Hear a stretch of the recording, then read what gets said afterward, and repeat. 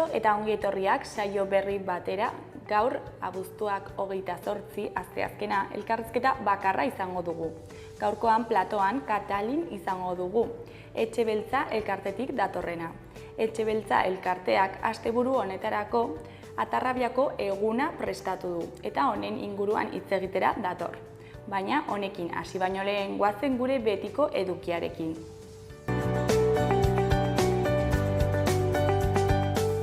Goazen orain gaurko efemerideekin. Gaurko egun batean, 1973an, Martin Luther Kingek amets bat daukat hitzaldi ezaguna eman zuen 250.000 lagunen aurrean Washingtonen. Urte batzuk geroago, 1978an, AEB-tan Chicagoko autobus gidari afroamerikarrek greba hasi zuten, garraio sindikatuaren aurka. Egun berean, baina 1974an, Tupa eta Tanke etako kideak tirokatu zituen polizia frankistak Donostian. Eta bukatzeko 2016 urtean, Turkian kurdueraz argitaratzen zen egunkari bakarra itxi zuen poliziak, Azadilla Guelat izenekoa.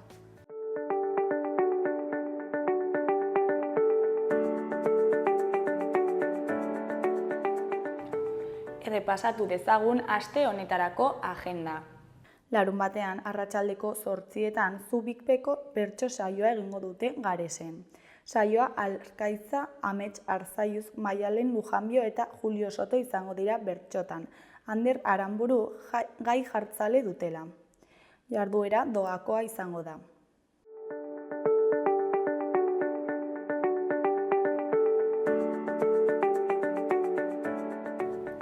Ikus dezagun gaurko egunkarien azalek zer dioten. Diario de Noticiasen titular nagusian, Foru Gobernuko kontseilaritzen erdiek aurrekontua murriztu beharko dute. Europako funtsen amaierak eta egonkortasun arauek gastua doitzera behartzen dute. 2025ko aurrekontuaren igoera 1%koa izango da, inflazioa baino txikiagoa. Gastua handitu egingo da langileetan, estatuari egindako ekarpenean eta udal finantzaketan. Argazki nagusian, Aspazeko erabiltzaileak eta langileak Jeronimo Maia gitar jotzailearen emanaldiaz gozatzen zizur txikian. Titularrean, esirik gabeko flamenkoa. Kontzertu batek On Fire flamenko jaialdia inauguratuko du Iruñean. Beheko bi argazkietan, batean, bi haur elkarren artean besarkatzen. Titularrean, bake uda batetik gerran dagoen herrialde batera. 20 haur ukrainiarrek agur esan diete harrera familiei. Bestean, David García eta Luis Zabalza ditugu. Davizen hitzetan, oso harro nago eman dudan guztiaz. Eskuineko berrietan, alde batetik, errekorra bilabesetan. Ia 23 milioi bidaia ekainaren 31 arte. Beste alde batetik, 4.653 ikasle berri Nafarroako bi unibertsitateetan. Gainera, Sánchezek aurrekontuak egingo ditu, onarpena ziurtatuta ez izan arren. Azkenik 230.000 pertsona iritsi dira azken 30 urteetan Kanariar uharteetara, pateran edo kaiukon. Diario de Navarraren titular nagusian, enpresa txiki eta ertainek Europako funtsak eskuratu ezin dituztela salatu dute Nafarroan. Gehiegizko burokraziak eta eskakizunek bertan behera utzi dituzte sortutako itxaropenak. Argazki nagusian, Raquel Lakarrak olaren eskua hartu du, uda honetan bigarren aldiz hartu duen ume ukrainiarraren eskutik. Titularrean Ukrainiarako itzulera. 25 haur ukrainiarrek agur esan zioten atzo Nafarroari, gerratik eta erradioaktibitatetik urrun uda zoriontsua igaro ondoren. Eskuineko berrietan, alde batetik, Sorian igerian ari zela desagertutako tuterar baten bila ari dira. Beste alde batetik, Iruñeko merkataritza lokalen 22 utzik daude. Jarraian, haragitarako zaldi aziendak gora egin du Nafarroan.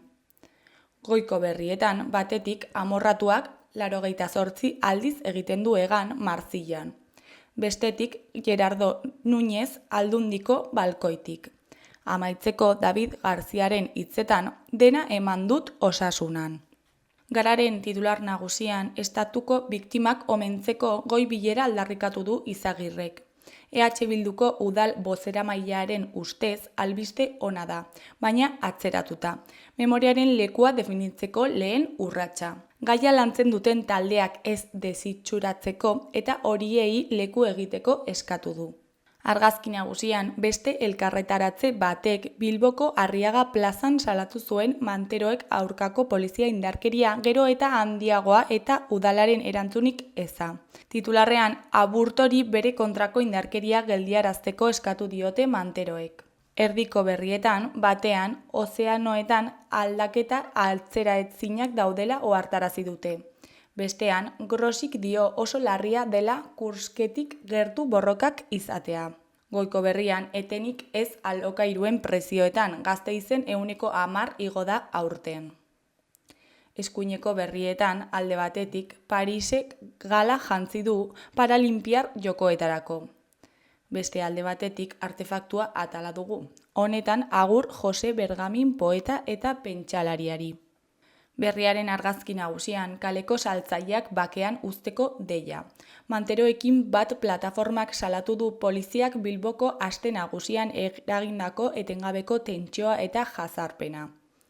Beheko argazkian Eiffel dorrearen argazki bat dugu. Titularrean Paralinpiar jokoen sua piztuko da gaur.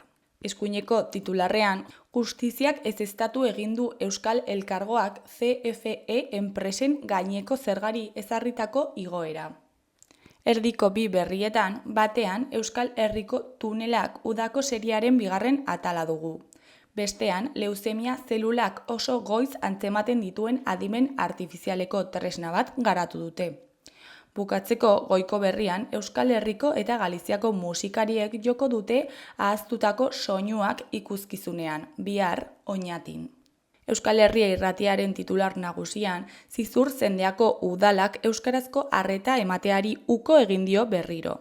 Nafarroako auzitegi administratiboari erantzungor egin eta aurtengo plantilla organikoa osatzen duten 12 lanpostuetako bakar bat ere ez da elebiduna izango.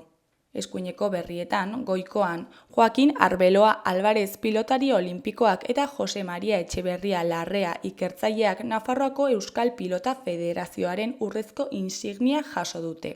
Behekoan, euskaldunekiko diskriminazioa salatu du EH Bilduk Barañaingo haur eskoletako zerrendak osatzeko deian. Euskarazko eta gaztelaniazko azterketak egun eta ordu berean egitea proposatu du Barañaingo udalak, eta horrek hautagaiak hizkuntza bat aukeratzera behartzen dituela dio EH Bilduk.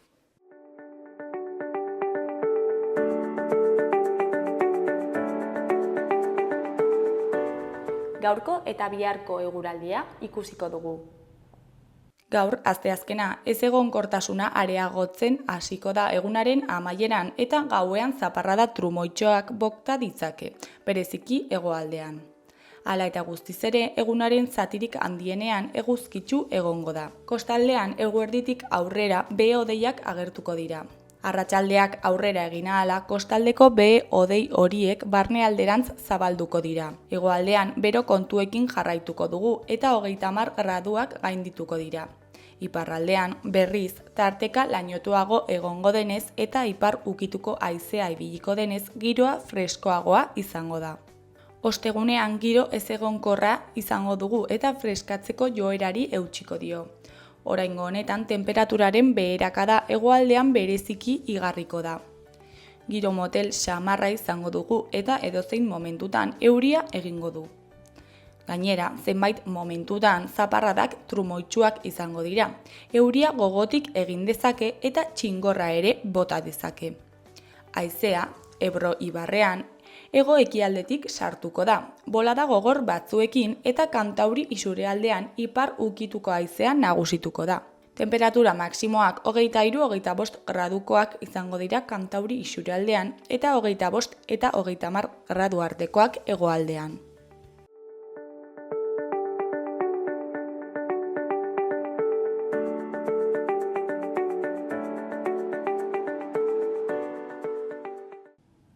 Kaixo, lehen aipatu bezala, oraingoan Katalinekin egongo gara, Etxebeltza elkarretik datorrena. Kaixo, zer moduz? Kaixo, ondo. Bueno, Etxebeltza elkartetik antolatu duzue Atarrabiako eguna, asteburu honetarako, baina horrekin sartu baino lehen, ondo iruditzen bazaizu bazen elkarteari buruz hitz egitera. Eta, bueno, zer da Etxebeltza elkartea? Etxebeltza elkartea bada Atarrabian, 1979tik dagoen elkarte gastronomikoa, baina batez ere kulturala da, ez? Etxebeltza hori, betidanik egon da kultura sustatzeko, eta hori bada Etxebeltza Atarrabian, bai, kultura sustatzen duen, euskal kultura sustatzen duen elkarte bat. Eta zeinen artean sortu zen, eta nola esan zenuten edo zuten, guazen hau egitera? Bueno, hori, ez dakitoz, bai, egon dira orain kontatzen pixkat, justo 45. urte hurrenangatik, egon dira kontatzen pixkat zentzuk izan ziren hasierak. Eta, 1979an sortu bildu ziren herriko hainbat pertsona, eta pixkat hori, ez, euskal kultura aurrera eramatea arren, sortu zuten elkarte hau, ez, herri barruan, bai. Eta izena, nondik dator? Etxebeltzak lehen bazuen kale nagusian, Atarrabiko kale nagusian izan zen, beren lehengo egoitza izan zen Atarrabiko kale nagusian, eta etxea deitzen zen Casa Negran ikuste, bazen gazteleraz.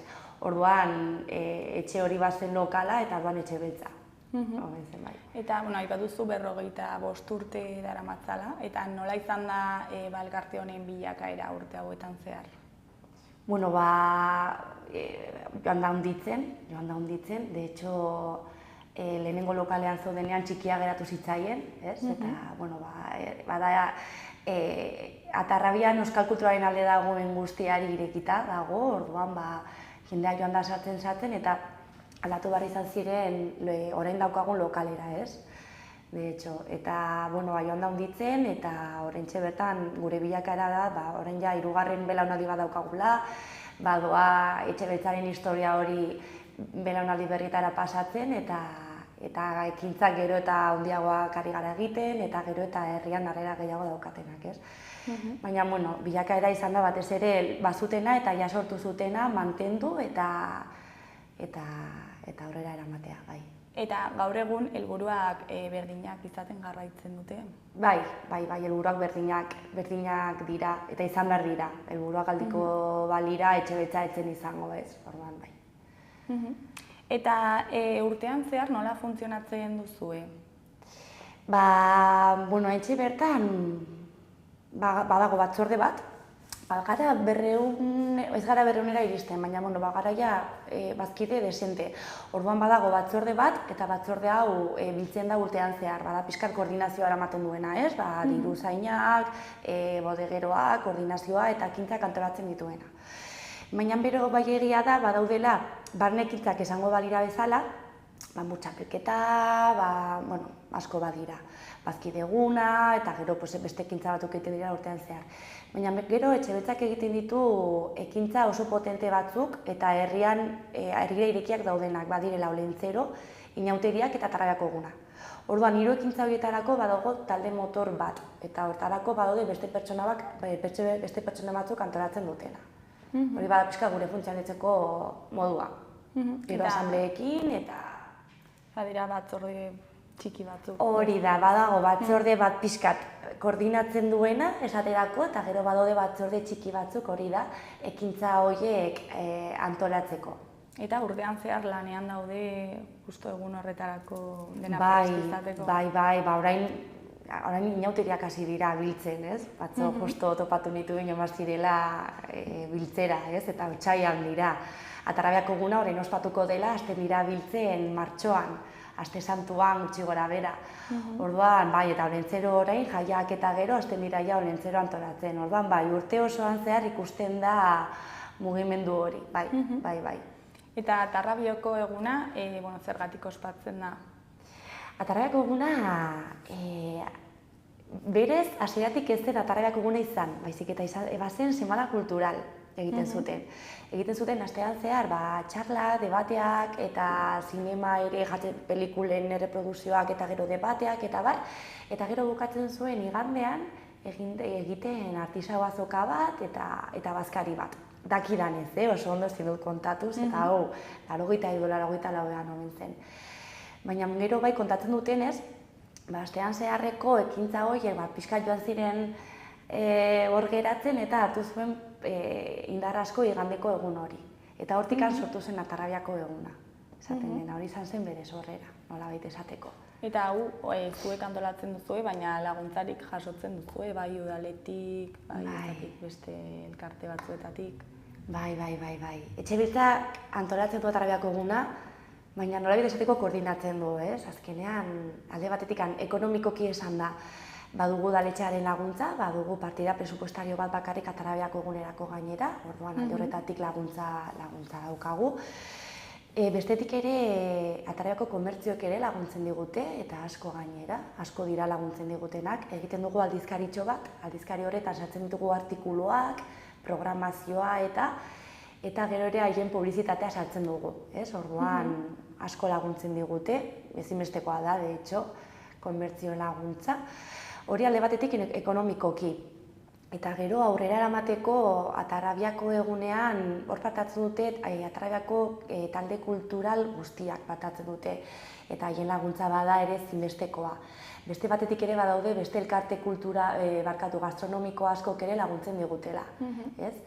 Esaterako ostiralean, hasteko, ostiralean egiten dute Karrikaluzek, egiten dugu txiki festa bat, antolatzen du txiki festa bat, beraiek egiten dute, eta Apimak egiten du txokolatada, esaterako. Gero ezakitze egunean, beste elkarte bat, Txirimiri Azkena, Gure Txolartek egiten dute haiek 10-etakoa, ez? Orduan, bai, badugu kriston laguntza, bai ekonomikoki eta bai lana aurrera ateratzeko, bai. Beraz, zuek antolatzen duzue, baina denaik jartzen dute. Hori da. Hori de hecho bada Atarrabiako egunaren funtsa eta arima, bai. Osea, bada pasada bat, nik esango nuke hori, Atarrabiako talde kultural guztiak ez badira gehienak, egun horretan parte hartzen dutela eta bakoitzak ja badaki zer egin behar duen. Diozuna, guk koordinatzen dugu, baina haiek badakite perfectamente zer egin behar duten egunean zehar, bai. Eta herritarrek nola parte hartzen dute? Auzolanin bat egiten duzue? Ez auzolanik egiten. Bai etxebetza barruan, bai asko laguntzen, badugu alde batetik turnoak, esaten den bezala, ez? Eta jendea joaten da turnoa egitea eta gogotxo gainera, oso egun polita delako, eta bai jende asko ez daukala bere turnoa, baina nor dagoela laguntzen, hori bai. Baina auzolan bezala ez dugu antolatzen, baina nik uste oraingoz ez dela beharrezkoa jendea gerturatzen delako laguntzera, bai. Eta lelo bat duzu ez da, errotik herrira, eta zer esan nahi du honek? Hori izan da urten egin dute, orain talde motorean daudenak egin dute lelo hori, eta hori badator, lehen esan dugun bezala, hau bada 45. urteurrena, eta 45. urteurren hau egia da ez dela borobila, ez dela 50 ez 40, baina bai, sortatu zitzaigun proiektu berri bat egiteko ideia, eta bazen gure ondari materiala biltzea. Eta orduan egon gara elkarrizketa ezberdinekin, hasierako pertsonak elkarrizketatzen eta bai ikusi duguna, bada etxebetza ez dela zer herriari gabe. Etxebetzak egiten duen guztiarako behar dugu herriko talde kulturalak, ez? Eta horregatik pixkat errotik, ez? Gure erroa ezagutu dugu, baina herrira joan behar gara, ez? Beharrezkoa delako herria etxebetzaenako. Eta nolakoa da horrelako egun bat antolatzea? Zer da gauzarik zaiena, zer da gauzarik politena? Duela urte batzuk egon nintzen antolatzen eta bada pasada bat, hor ikasten dena. Atarrabiako gauzarik esanguratsuena antolatzen duzunean, bada 3 egunetan, edo 4 egunetan, depende urtea, sartzen duzun ekintza kantitatea dela pasada bat, osea, ekintzak solapatu egiten dira, ez dago kabidarik, ez? Lehen esan izan bezala, talde kultural guztiei ematen diogu kabida, orduan hori antolatzea eta koordinatzea bada potentea, bai, ez dira alfiler bat ere sartzen ez? Orduan hori niretzako izan zen esanguratsuena, bai. Eta gero politena bada lehen esan duguna, hor kolaborazio hori, harreman hori herriarekin, azkenean kolektibo guztiekin izan behar duzu harremana eta harreman politak egiten dituzu, bai. Eta Atarrabian nola ikusten duzu euskal kulturaren egoera? Kulturalki nik uste Atarrabian badaudela kultur kolektibo edo talde asko. Eta nik uste horri esker bizik dagoela, ez? Ez ditut ere aipaturez eta bate hon bat ahaztuko dut, baina no daukagu Karrikaluzek egiten duela kristonlana euskararengatik, Badugu gero txistularia, gaiteroak, badaude tikitize talde bat, badaude gero dantzariak, eta ez du gehiago esan naiz eta ahaztuko dut bat egon bat, ez? Baina nik uste euskal kulturarekin kolektibo guzti hauek ere egin dutela kriston indarra, haiek egin dute indarra, de hecho. Eta jendearen partetik nola jasotzen dute? Harrera ona dauka, bai. Ekintza guzti hauek, orain hitz egiten den ekintza guzti hauek harrera oso ona daukate, bai. Eta urtean zehar zuek nola egiten duzue kultura sustatzeko? Gu batez ere inauteriak Olentzero eta Tarabiako egunarekin, gu batez ere horretan. Eta gero beste askotan parte hartu, lagundu, ez? Batez ere horretan, bai. Eta, aurtengo edizioa asteburu honetan izango da. Eta zergatik deitzen da Ea Tarrabiako eguna, baldin badira 3 egun. Bizka txistea, da, bai. Egia esan ezakit, nik uste datorrela lehen kontatu dizudan arrazoi horregatik, ez? Lehen egun batean bukatu zelako, ez? Baina egia da, ostegunetik igandera arte izan daitekela. Orduan, bai, pixka txistea hori, ez? Tarrabiako eguna eta ja bada kasi Tarrabiako astea, ja. Eta zer izango dugu, ze egitarau izango dugu asteburu honetarako? Asteburu honetan, ostiralean, egiten da Karrika Luzek antolatzen du gure herriko txikiendako txiki festa bat. Eta bitartean ere gurasoek eta gurasoen taldeek egiten dute ere txokolatada bat.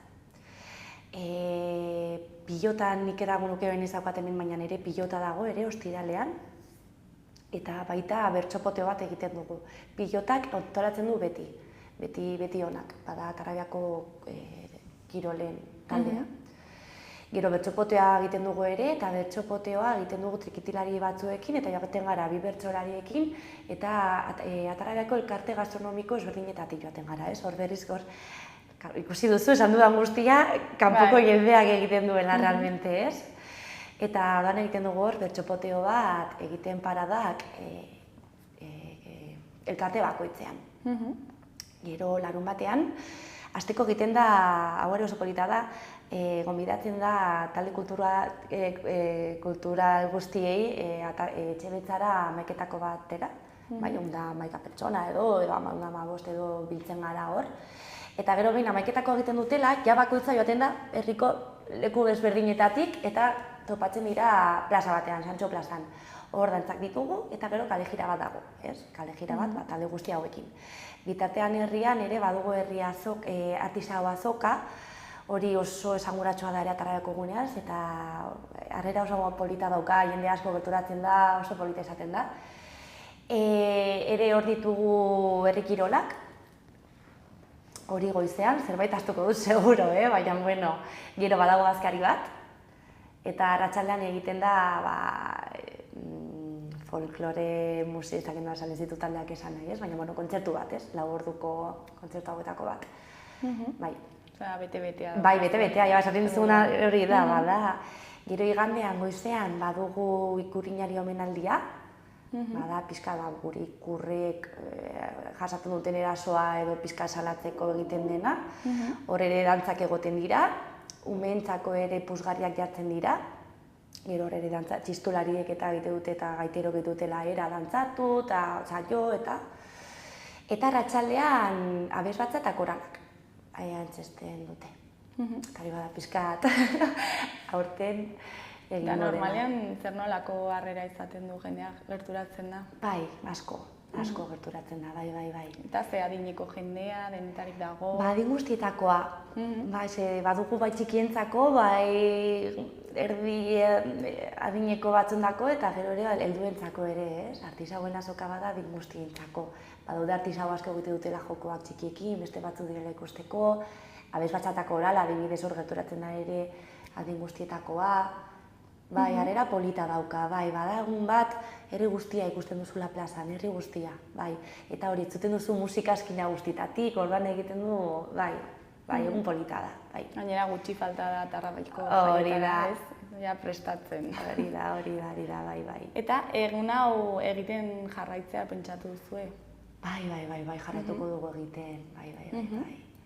Eta ja, azkeneko galdera, zer da aurtengo edizioaz espero duzuena? Bueno, urtero bezala herria batu, adinen arteko eta belaunaldien arteko elkarlana eta harremana ere sustatu. Azkenan antolatzean bera ere hor sustatzen da hori, azkenan jende ezberdinekin harrematzen zarela, adin ezberdinekin, eta batez ere euskal kultura eta gure euskal jaia aurrera eramatea, euskal kultura kaleratzea. Bai. Bueno, mila esker gurekin hitz egiteko tarte bat ateratzeagatik, eta ea zer modu joaten den asteburu hau. Oso, eskerrik asko. Zuri, agur.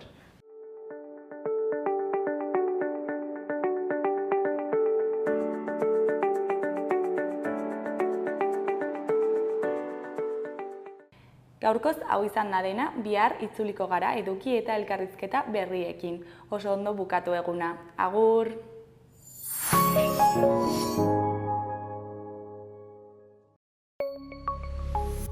Gobierno de Navarra. Nafarroako gobernua.